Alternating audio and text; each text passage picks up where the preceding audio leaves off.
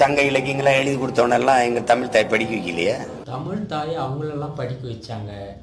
அப்போ ஏன் பாட்டன் உன் பாட்டனை ஏன் படிக்க வைக்காமல் போனாங்க?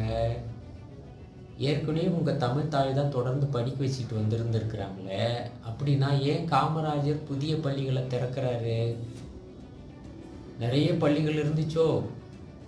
நிறைய பள்ளிகள் இருக்கும்போது தான் பள்ளிகள் குறைவாக இருக்குதுன்னு காமராஜர் திறந்தாரோ?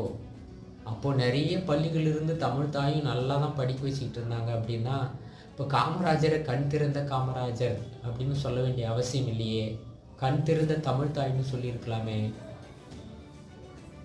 ஏன் காமராஜரை அப்படி நம்ம பாராட்டுறோம், பேசுகிறோம்? தமிழ் தாய் தான் நிறைய பள்ளிகளை திறந்து நல்ல சங்க காலத்திலேருந்து இப்போது வரைக்கும் நல்லா படிக்க வச்சுட்டு வராங்களே. காமராஜர் அப்போ அங்கே தேவையில்லை தானே?